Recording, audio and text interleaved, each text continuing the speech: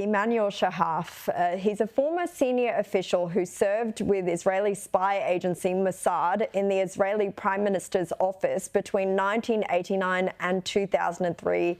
Emanuel, thank you for joining us. The IDF has claimed to have killed Hamas commander Adil Mismah, who took part in the terror group's invasion of Israel on October 7. It comes as Israel announced plans to partially withdraw its forces from Gaza in coming months as the war enters a new phase. How significant do you think this killing of this commander is, and how successful, in your view, has Israel been in achieving its goal of destroying Hamas so far? Well, nice to be here, Caroline. Thank you for having me. I don't think it's significant at all. In the course of the war, which has been going on for almost 3 months now, this is just another event. And the simple fact that one senior commander has been killed won't make much of a difference. I don't think the government is achieving its aim. Things are moving much too slow. I don't think we will be able to achieve our aims, and this is not going into the right direction for Israel in any case. If you don't think that the government can really achieve that main goal, I guess, the top goal of destroying Hamas and getting its hostages back as well, what do you think that the government needs to do? Well, it has to declare victory at one stage and count its losses and try to do the best of the situation by negotiating a reasonable hostage deal.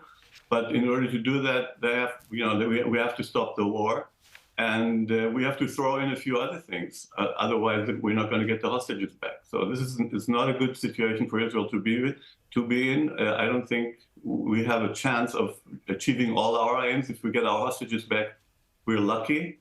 And so this present government is not the government to do it. So that's another problem.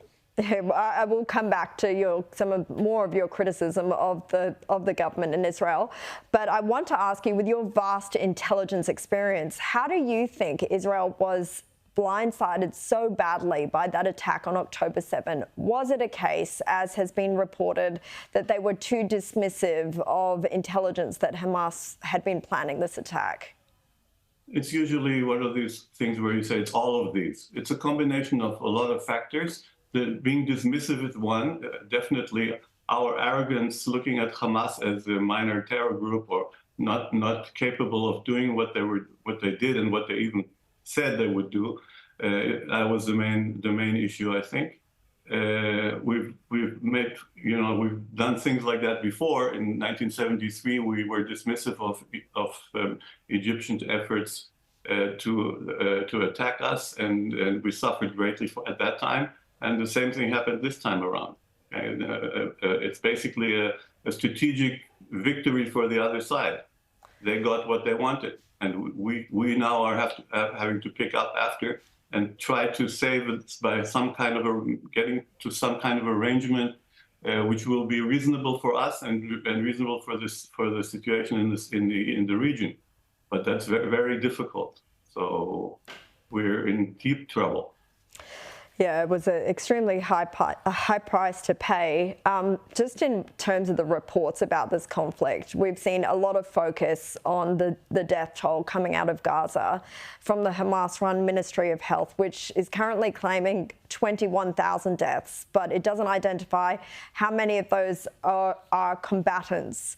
2 Australian academics have today argued forensically why that data is an unreliable indicator. Now, that's perhaps not all that surprising when you consider it's coming from a terrorist organisation that has lied about other things in this conflict, like hospital bombings. But how do you view the information that is being put out about that death toll, and in particular the toll on civilians, with your experience in intelligence? Judging by historical evidence, meaning the previous engagements with Hamas and the death tolls at that time, the numbers are pretty much accurate. The distribution, how many of them are Hamas and how many are civilians, is estimated to be right now by Israeli experts to be about 30%, so 60 to 70% are civilians.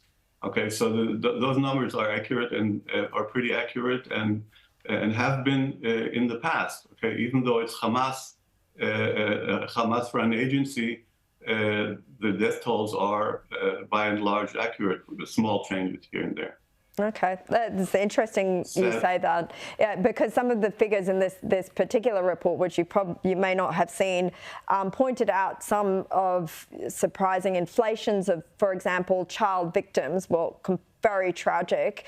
Wasn't clear how those figures were being reached. Sometimes they might double in a day, but the Ministry of Health, the Hamas-run Ministry of Health, wasn't explaining how they had suddenly doubled. But it is interesting to hear someone from Israel say that they are accurate.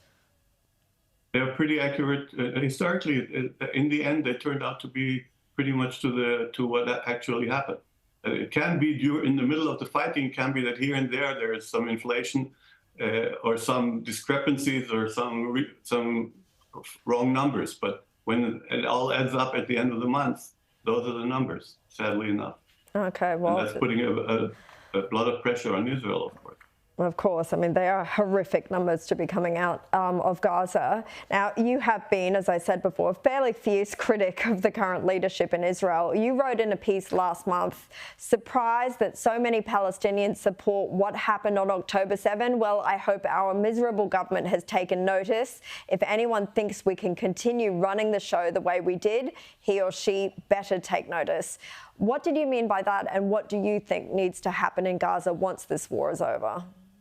Well, first of all, what I meant by that to ignore a terrible situation for years, for at least the last 10 years, and not deal with it, gave us what happened on the 7th of October. So under no circumstances can we continue and go back to a situation we had before the 7th of October.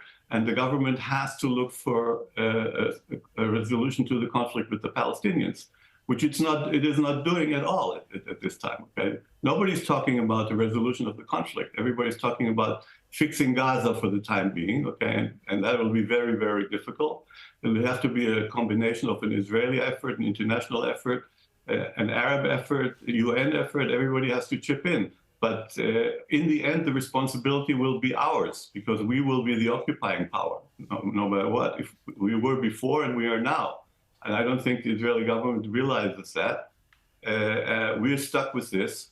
We have to resolve it in a reasonable way. It's very difficult right now to see a reasonable way. They're talking about splitting it up for the Hamulot into some kind of provinces in Gaza, which are handed out to different clans, different Bedouin clans who would be running the show. But I can't see that materializing anytime soon.